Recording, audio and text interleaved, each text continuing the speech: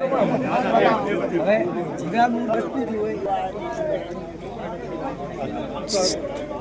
પેલું આ લેવું પડે ગૌજરા જે અગત્યનો ખાતરની મેં વાત કરી છે એને જીવામૃત કહેવાય. જીવામૃત બનાવવાની પદ્ધતિ એકદમ સરળ છે. જીવામૃત બનાવવા માટે આપણે 200 લીટરનો પીપળો જોઈએ. 200 લીટર પીપળાની અંદર આપણે 10 લીટર દેશી ગાયનું મૂત્ર,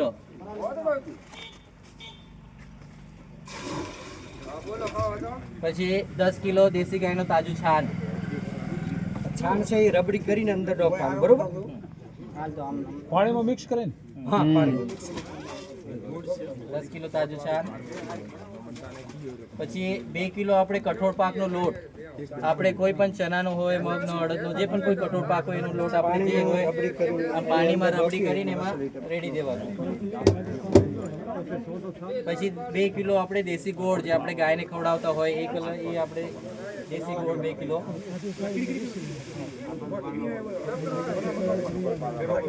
અને 1 કિલો જેટલી શેડાપાડાની માટી, જે જગ્યાએ આપણે ખાતર નહીં નાખતા હોય અથવા કોઈ મોટું ઝાડ હોય એના થડની આજુબાજુની માટી તમે લો એવી આપણે ખેતરની આપણે માટી લેવાની.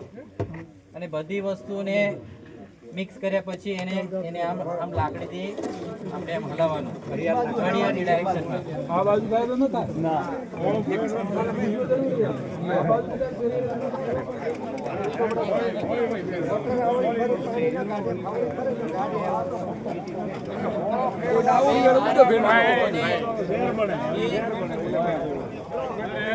આ જે જીવામૃત બને એ 7 દિવસની અંદર બને. ઠંડીનો સિઝન હોય અથવા ચોમાસાનો સમય હોય તો 6 થી 7 દાડામાં બને, અને ઉનાળાનો સિઝન હોય તો 3 થી 4 દિવસની અંદર બની જાય. સવાર સાંજે આ લાકડીથી તમારે દિવસની 2 મિનિટ જેટલું સવાર સાંજે 2 મિનિટ એને હલાવવાનો. અને આ જ્યારે ખાતર બની જાય તો તમે એને ફુવારાથી બી આપી શકો, ખુલ્લી પીએચથી બી આપી શકો, અને પંપની અંદર દ્રાવણ લઈ તમે એને પંપથી બી એને છંટકાવ કરી શકો.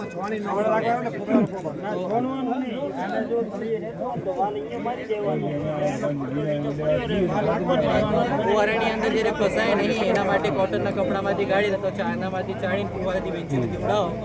પંપની અંદર લેવાનો હોય તો કાપડામાંથી ગાળીને 1.5 લીટર જેટલું એક પંપની અંદર લઈ તમે પાક ઉપર એને પંપથી સ્પ્રે કરાવી શકો.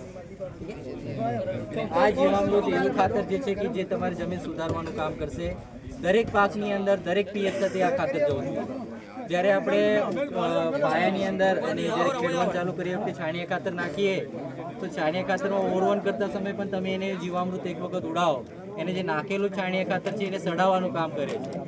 સડાઈને જમીનમાં સારી રીતે એને તત્વો કાઢવાનું કામ કરે છે. અને આ જે જીવામૃત બનાવવાનું છે એ છાંયડાવાળી જગ્યા બનાવવાનું, તડકામાં નહીં. છાંયડાવાળી ઠંડી જગ્યા, અને ઉપર એકાદ તમે પાટીઓ મૂકી દો અથવા એ કોટનનો કપડો બાંધી દો, પણ હવાનો અવાજ રહે એવું રાખવાનું. હવા રહે એટલું